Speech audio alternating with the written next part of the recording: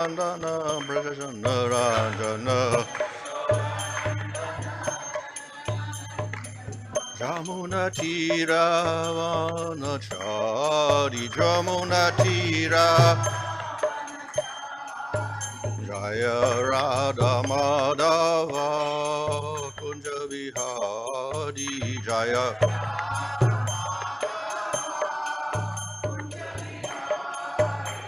Hare Krishna,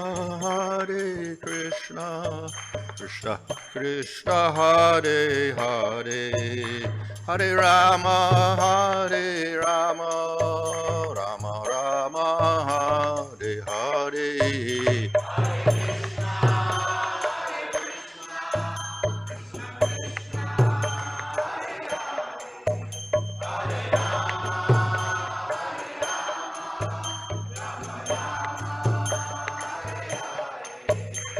Jaya Prabhupada, Prabhupada, Prabhupada, Jaya Prabhupada, Jaya.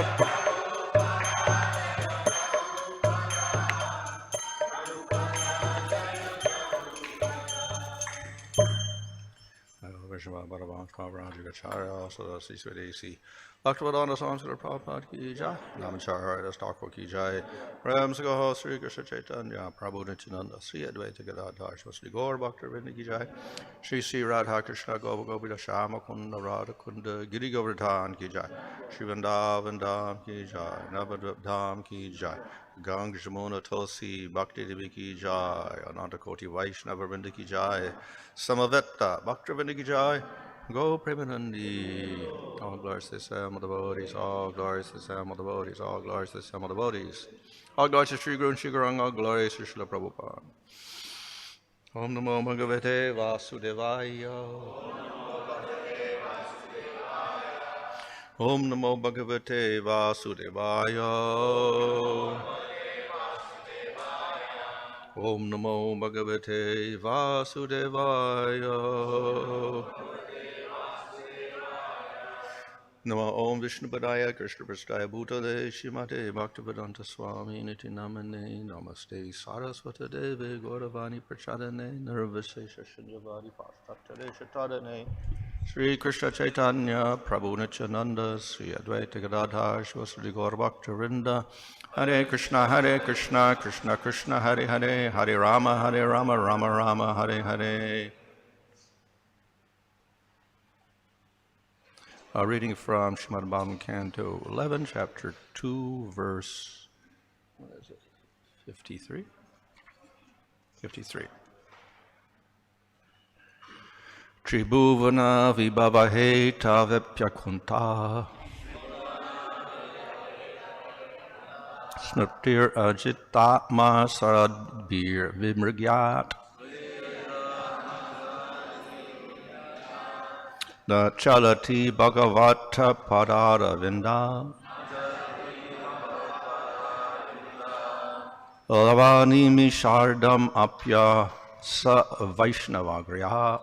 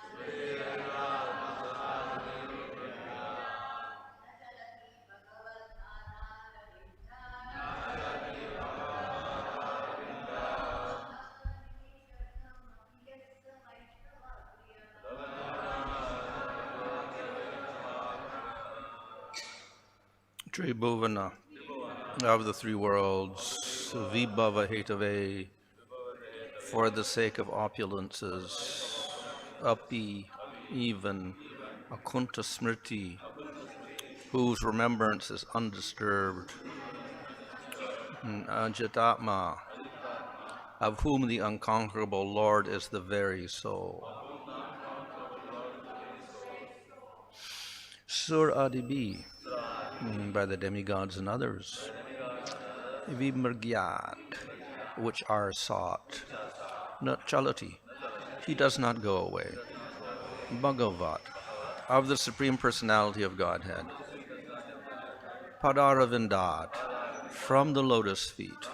Lava, of 8/4 of 1 second.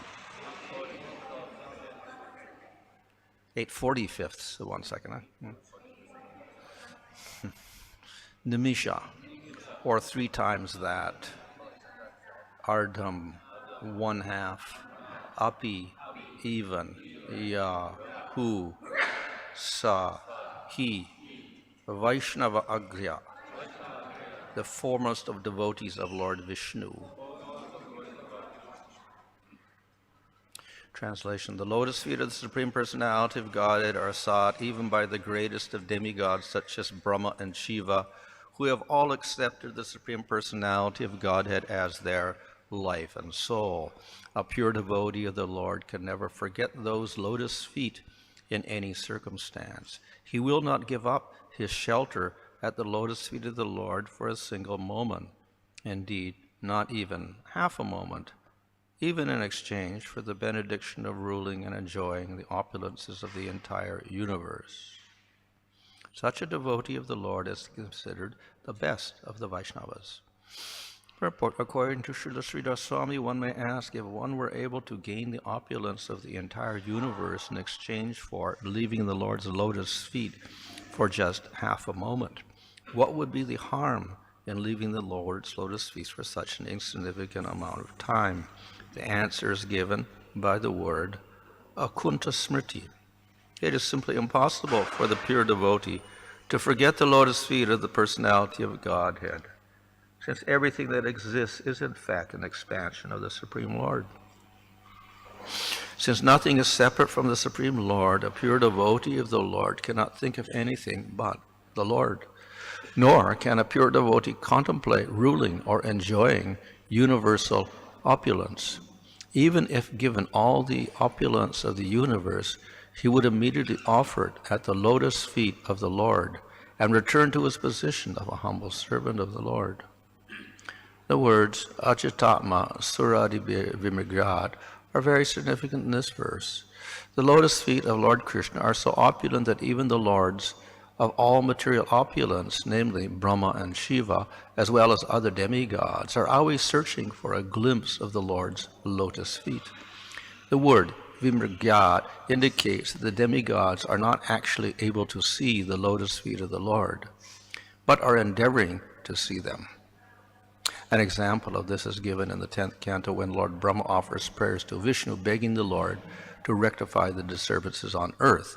A similar verse is found elsewhere in Srimad Bhagavatam, na parameshyam na mahendra dishnam na sarvabhaumam na rasadi patyam na yoga siddhir punar bhavam va my arpit apechiti mad vinanyat. The devotee who has offered his soul to me does not want anything if it is separate from me, not the position of the supreme demigod of the universe, Brahma, nor that of Lord Indra, nor kingship over the entire earth, or over the lower planetary systems, nor the mystic perfections of yoga, nor even freedom from the cycle of rebirth. According to Srila Vishnu Chakravarti Thakur, the word Ajitatma can also be taken to mean Ajitendriya, or one whose senses are uncontrolled. Although the demigods are all to be respected as devotees of Lord Vishnu, the absence of gross material discomfort in the higher planetary systems make them tend to become affected by the bodily concept of life, and sometimes they experience some spiritual difficulty due to gorgeous material facilities available to them. Such disturbances, however, cannot exist within the mind of a pure devotee of the Lord, as indicated in this verse by the word akunta smriti. According to Srila Bhaktisiddhanta Saraswati Thakur, we can understand from this verse that since none of the material facilities available in any of the universal planetary systems can distract a pure devotee of the Lord, such a devotee can never possibly fall or become inimical to the Lord's service. Translation: the lotus feet of the Supreme Personality of Godhead are sought even by the greatest of demigods such as Brahma and Shiva, who have all accepted the Supreme Personality of Godhead as their life and soul. A pure devotee of the Lord can never forget those lotus feet in any circumstance. He will not give up his shelter at the lotus feet of the Lord for a single moment, indeed not for half a moment, even in exchange for the benediction of ruling and enjoying the opulence of the entire universe. Such a devotee of the Lord is to be considered the best of the Vaishnavas. So, the previous verses discussed how the devotee is free of pride and identification with his body, and doesn't have any interest in me and mine or possessions or other person's property, etc. And this verse here emphasizes the fact that all of this arises because that devotee is completely absorbed in the Supreme Lord. And therefore, even if these other things are offered, he doesn't have any attraction for them. He has no desire for them, which indicates he has a higher taste. He is completely satisfied with the relationship he has with the Supreme Lord. This, of course, is spiritual, and therefore any material benediction or temptation is completely detestable. It's in another category completely. It has no interest at all for him. Yeah. So in the material world, there are many types of attractions. Of course, the demigods have high positions and long lifespans and minimum of material discomforts. And of course, we can go through the upper planetary systems all the way from Svarga to Brahmaloka. And this is the goal of many people, to have long lifespan, no sickness, no old age, minimum of problems, etc. So for people in the material world, this is very good. But it's all material and it's not related to the Supreme Lord. So therefore, the devotee has no attraction for this at all. It's nothing to do with the service of the Lord. And now, of course, it mentions in the purport, the verse from Bhagavatam, 11th canto, also how even attraction on earth itself, sarvabhauma, to rule the whole earth, is not attractive to the devotee. And to enjoy in a lower planetary system, which is also very enjoyable, but in a tamasic or rajasic mode, also is distasteful to the devotee. He has no attraction for anything in the material world, from Brahmaloka down to Patalaloka. Nor does he have attraction for some more subtle type of powers like the yoga siddhis. Nor does he have attraction even for liberation from the material world. However, we can go beyond that also, and we can say the devotee has no attraction even for living in the spiritual world, or having a spiritual body, or having the powers that one gets in the spiritual world, because when one goes there, then the Lord bestows all sorts of benedictions on the devotee. So the devotee is not even interested in that,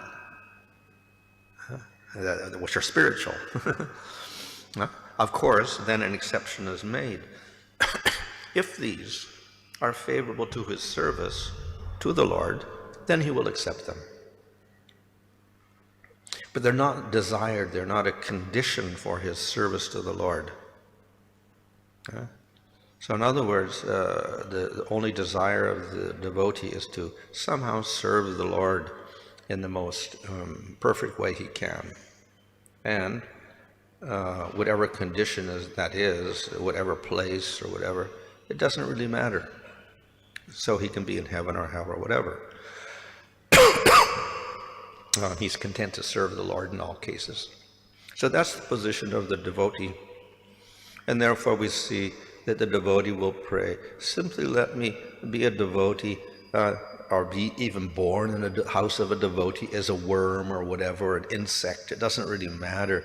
If I can get devotee association and somehow related to the service of the Lord. And of course, if you can directly serve the Lord, very good. So he makes no demands. So this is the nature of what we call pure bhakti or uttama bhakti. There are no conditions attached to that service. However, we also know that the Lord, out of his kindness and his mercy, he likes to give things to the devotees. So therefore, he bestows things upon the devotee. And that actually is explained in the word Bhagavan. So one way of analyzing Bhagavan is the Ba for Bhartra, that he maintains the devotees, and Ga, Gamayata. So what does he do? He takes the devotee to the spiritual world. He makes him go to the spiritual world. He gives him a spiritual body, that is a Ga. And Va, of course, means he lives in the devotee lives in him. So the Lord is always thinking of the devotee is always thinking of the Lord. So anyway, the Lord bestows things to the devotees which are favorable for his service. Therefore, naturally, those devotees that get prema end up in the spiritual world with spiritual bodies in the particular service that they desire. And they are satisfied in that. So in this way, the devotee does not make conditions on his service, but the Lord supplies things to the devotees. He may also give them powers in the spiritual world.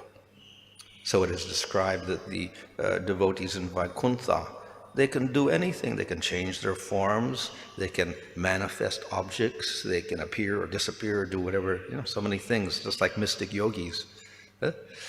So that's called Sharshti. So Sharshti and Sarupya and Salokya are there for the devotee. And the Lord may supply these things as favorable to the service of the devotee. But the devotee doesn't request these things as a condition for his service. So in that sense, it is uttama bhakti or pure bhakti.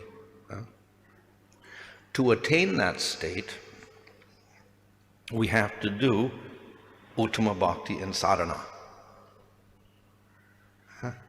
So therefore, even at the beginning of bhakti, after we get faith, and then we have faith in pure bhakti, then we perform anya abhilashta shunya jnana karma yadavritam. This is the type of bhakti that we do from the beginning of our sadhana. But it is not the same as this Bhagavad Uttama, because we are going through sadhana and we have anarthas. But still, the mood is the same. The devotee is not practicing his bhakti and sadhana to get the spiritual world, to get the spiritual body, to get spiritual powers. That's not his goal. His goal, again, is to serve the Lord. So Prabhupada said the meaning of the Hare Kṛṣṇa mantra means, dear Lord, dear energy of the Lord, engage me in your service. It's not give me a spiritual body, or take me to Vaikuntha, or give me spiritual powers, or whatever, or give me this or that. So there's no request. It's engage me in your service so I can please you. That is the intention. Of course, it's not on the same level because this is absolutely pure. The devotee is not absolutely pure. He's doing sadhana and he has ahankara, he has desires, etc. He may have karmas also to deal with.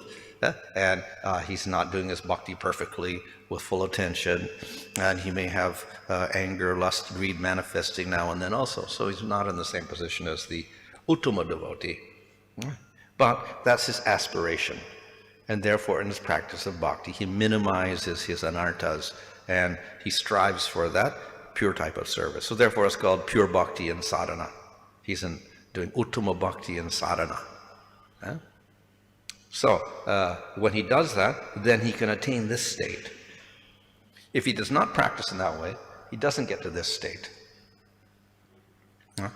So one who practices uttama bhakti and sadhana ends up in this position of the uttama bhakta, who sees everything in prema in relation to the Lord. One who practices a different type of bhakti does not get the same result. So what could that difference be? Well, it could be mixed bhakti. Of course, if he no bhakti at all, then he doesn't get anything. He ends up in the material world. If he does karma yoga, then he can elevate himself in the material world. If he does jnana or yoga, he can get mukti. But even these processes don't give their result unless they also have a little worship of the Lord in them, a little bhakti in them. But we don't call it bhakti because it's not the major sadhana. So bhakti may be the major sadhana, but it may not be pure bhakti, uttama bhakti. So that means it is mixed with other elements, which can create obstacle. So therefore we talk of karma Mr. Bhakti and Gyan Mr. Bhakti. Or sattvic bhakti, rajasic bhakti, and tamasic bhakti. You have all sorts of combinations that pollute the bhakti. So these do not lead to this condition of pure bhakti with prema. Certainly, even the mixed type of bhakti where we do have attachment to material gains, etc., give better results than doing karma yoga or jnana yoga. And Krishna accepts these devotees also. So if you practice karma Mr. Bhakti, which means you also have desires material desires to fulfill in your practice of bhakti, but you're practicing bhakti as your major process, and you recognize Supreme Lord as the highest goal, etc., you can progress. And you can go beyond Svargaloka or Brahmaloka, which is the goal of those practicing karma yoga. And you can go beyond mukti. If you have Gyan Mr. Bhakti, you get better than just Jnana, because it's prominently bhakti with a little bit of Jnana. So you get better than liberation, but you don't get prema. So what do you get? Something better than Brahmaloka, something better than mukti, but less than prema. So it's a borderline case. So therefore you can get Salokya and Sarupi and Sarshti.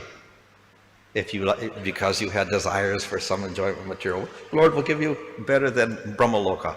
You get an eternal body, you get an eternal place, you get eternal powers. And you're in the spiritual world. It's eternal. And at that stage, you don't have any more material desires also, because you can't go to Vaikuntha unless you're, no material desires. But you don't get this type of prema. You get some very neutral thing like Shantarasa, in which you don't directly serve the Lord or eagerly serve the Lord. Definitely have a relationship with the Lord because it is rasa, but it's rather weak. No active service. So that is the position with the mixed bhakti. And so those who practice Gyan Mr. Bhakti, they're doing bhakti, but they also have this idea of peace and whatever. So they get Shantarasa, and they become like sages in the spiritual world who see the Lord and they experience nice peace and Brahman when they see him. So they get something. We can even say it is prema of sorts, but it's a very weak type of prema at the very bottom. So the devotees in general do not strive for that. They strive simply to serve the Lord, and so they end up with higher type of prema in dasya, sakya, vatsalya, or madhurya. That's the difference. So you have to start out with that uttama bhakti in the beginning. We were trying for this type of bhakti, not the other type of bhakti where we just look at the Lord and feel happy. So, and the reward is that the prema is much more intense and the bliss becomes more intense. So therefore the goal is like this, where it's all centered on the Supreme Lord and there's no desire for anything in the material world, etc. But the only way to achieve that is by the practice of Uttama Bhakti in the beginning, where we're only trying to serve the Lord, and everything else is secondary to that. So that is made very clear in the Nectar devotion with the description of Uttama Bhakti given in the very beginning. And then he says there is sadhana, bhava, and prema, 3 stages of that type of bhakti. So we have to start with the Uttama Bhakti in sadhana. So this is the position of a person who is advanced beyond the Kanishta stage, where he has very little knowledge, but he has faith in the Lord and he's worshiping him in some way or other. So maybe it is mixed bhakti, maybe it is karma misra bhakti or gyan misra bhakti, or maybe there's a little aparad involved because he wants to merge into God or whatever. But if it's done in ignorance, then we can say he's a type of devotee, a Vaishnava Praya, almost a devotee. But he becomes a real Vaishnava when he practices pure bhakti. So that's the Madhyama stage. And to get that stage, then he has to have some knowledge. He has to know the difference between pure bhakti and mixed bhakti. He has to know the difference between Supreme Lord and devotees. He has to know the difference between spiritual world and material world, spiritual body, material body, etc. Therefore, some knowledge is required. So that's why we do have scriptures, devotional literature to give us definitions and to define for us very nicely, what is the real goal and what is the process to get there. So we have that definition of Uttama Bhakti as a process and also as goal. So the Uttama has attained the goal, like this, where he sees everything in terms of prema. To get there, then we have to start out with the Uttama Bhakti in practice. So it is not difficult to understand. We just have to go through the stages. So the initial question here was describe the different types of devotees. So he described the Uttama, which is this devotee. He described the Madhyama, who progresses to that by practicing pure bhakti. And then there's a Kanishta, who can progress if he gets the mercy of the higher devotees and begins the practice of pure bhakti. If he doesn't, then he may end up in some other position. He won't get here. He won't get to this position. So the Vaishnava Praya is not in a very good position, because his destination is rather uncertain which way he's going to go. The Madhyama, quite certain, because he has the support of the devotees, he has the proper knowledge, he has the scriptural backing, he understands the real goal, like this, and so he is pointing in the right direction towards the Uttama stage, from the Madhyama to the Uttama. So the Kanishta doesn't have any idea which direction he's going in. So for that reason, knowledge is necessary, scriptures are necessary, so that's why we do have books. And that's why we have Shravana, hearing. That's why we have classes, so we can distinguish what is pure bhakti from mixed bhakti, etc. And understand the difference between matter and spirit and God and demigods and Krishna versus other forms of God, etc. All of that is given in the scriptures. So that is why we have these books. So if we understand this clearly, then we can progress very nicely towards the final goal. Maharaj, in today's class, we understand that pure devotional service is done at 2 levels. When a devotee's his goal is prema, and another where he's doing a mixed bhakti. Yes. He's doing a pure devotional service with little mixture of something else also. Then it's not pure. So it's not mixed bhakti. Okay, so it's a purely only mixed bhakti. So my question is, now these demigods, the position of a demigod is given to devotees only, pure devotees only. They are the one who are doing mixed devotional service, or the one who is doing pure devotional service? Are demigods doing mixed or pure? Yeah. Well, generally they're considered doing pure bhakti because they are designated by the Supreme Lord to carry out certain functions in this world. So they have to have a high position, obviously. But they do have material bodies in general. Sometimes the Lord takes a position or whatever, but in general they also have material bodies, so they can be subject to fault as well. But in general, I think Baladeva Jabusan says in Lagu Bhagavatamrita, we should not criticize the devotees when we hear stories about their faults, like Indra doing certain foolish things, because actually they are great devotees also. They are vibhutis of the Lord. It's described that the devatas, the great rishis, the manus are all vibhutis of the Lord. They're given special powers to carry out their things, so they have to have a high position, So therefore we shouldn't criticize them if they do these acts. We should understand somehow the Lord has done this more or less to them as part of his pastimes, or whatever. Since they are the pure devotee and they have been given this position to run the universe, so why they are subject to fall? Because it is the position which has been given by the Lord himself. Yeah, so in itself it's not faulty, but the people who worship, if they say that this devata is supreme, that becomes a fault when he's actually not supreme. So in other words, they say he is Bhagavan, he is the highest. Devatas are subject to fall, not the What fault? But somebody who takes the position of Indra, he has been a pure devotee who has been given the position. Yeah, so we don't criticize him for that. No, but we see in the history of universe there has been places where Indra has done the aparadh and he has fallen. But why this comes? Yeah. Why it happens? Because he has been a pure one devotee. we can attribute to arrangement of the Lord, as in the case of Brahma Mohan Leela. Even there, the Lord said, in this lifetime you will never be bewildered, but then he got bewildered. So we say it's an arrangement of the Lord for his pastimes. So that's one way of explaining it. Yeah. So in the Nectar Devotion there, he classifies the devatas as in prema, as devotees in prema, so they couldn't fall. But whether that refers to the devatas in the material world or the devatas in the spiritual world, that's another question.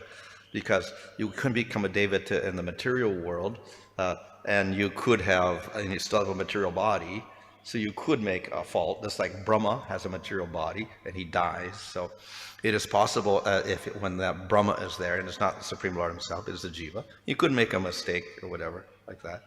But then that would mean he's not in prema, because he's in prema, he wouldn't make a mistake. So then he would be on a lesser level than prema in that case. But they're devotees in any case. Maharaj, can you explain a different way, like different demigods when they commit some mistakes, but we see at the end they get the mercy of the Lord. They get the mercy of the Lord, Yeah. and so it's because the purpose of the creation is that to enlighten the jivas and to take the spiritual world. This is the purpose of the creation, and Lord is making all the arrangement for the jiva to understand their condition in this material world and to take the spiritual world. Yeah. So demigods they are like in the drama they are like acting in the drama, but actually they are devotee all. Yeah, well, as I said, the Lord makes certain arrangements sometimes, so it wouldn't appear they're at fault, but we shouldn't blame them. Yeah. And don't blame Brahma if he gets bewildered and tries to take away the calves and cows from Krishna, because it was arrangement of the Lord, so we don't blame him for that.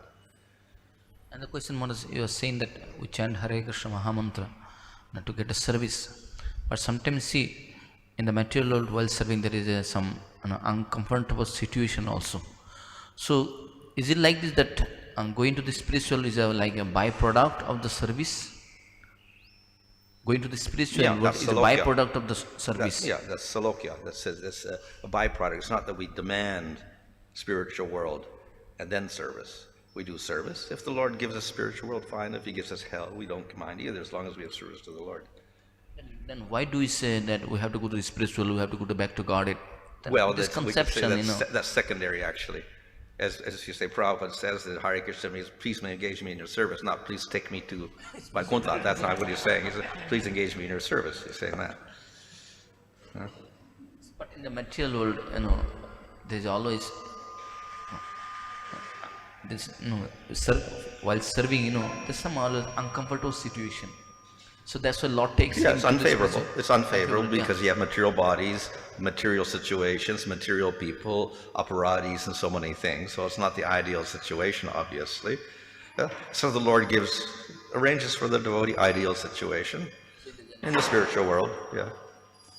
Beyond the material body.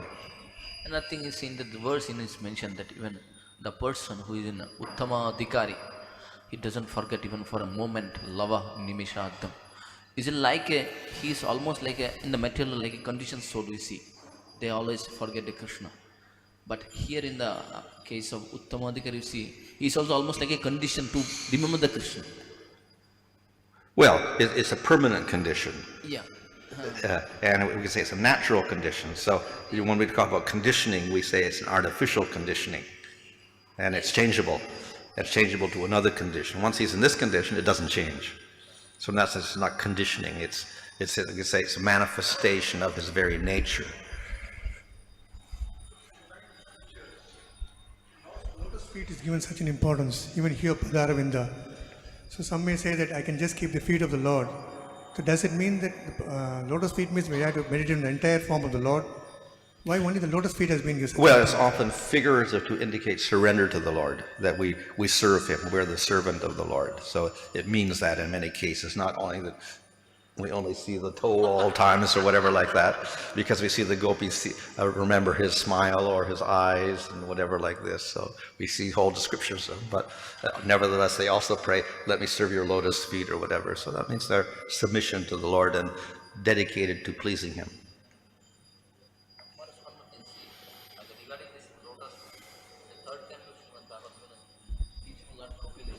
When there is this Jnana Yoga section come, it's also mentioned that to meditate on the different parts of the body. Start from the lotus feet and navel and mouth, face, and smile also. So it's not that only lotus feet is the main thing. The whole body of the Lord is it. I think it indicates. Well, for meditation, we have the whole form of the Lord. And so we have descriptions in the Bhagavatam of Krishna's beautiful form with peacock feather and curly hair, black hair, and gunja beads and eyes and lotus eyes and smile and voice. Not just the form, his voice, the tinkling of his ankle bells or the bells on his waist or whatever like that. So it's not just the meditation on the feet, but the meditation on the feet is there to indicate some sort of humility and service to the Lord.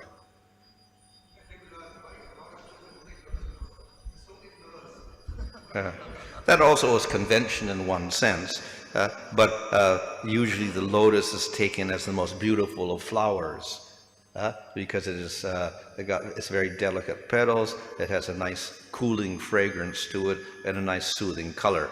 So therefore it's considered to be very attractive in that way. But obviously that's a lotus as material. So we have to think of spiritual lotus, and that means that the Lord has lotus feet and lotus eyes and whatever. So that indicates the exquisite beauty and soothing nature of his eyes or his feet or his fingers or whatever.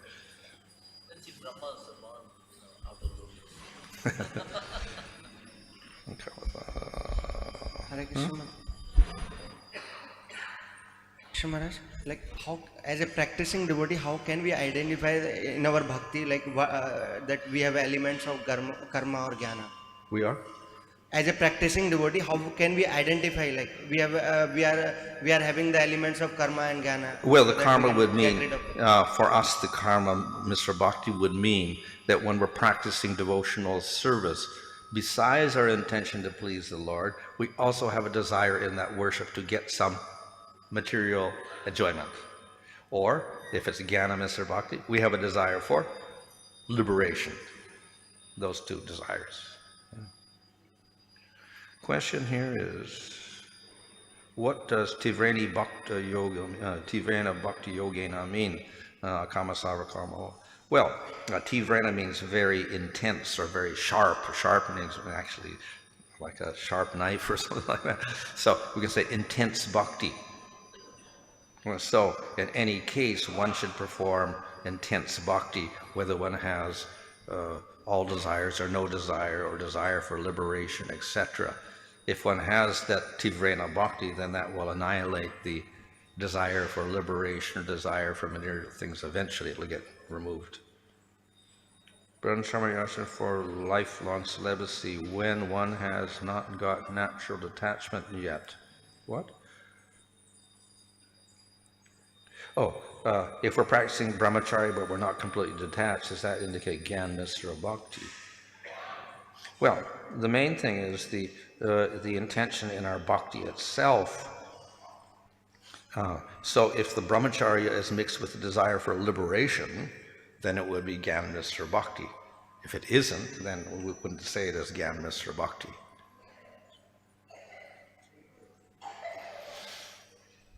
Gracias.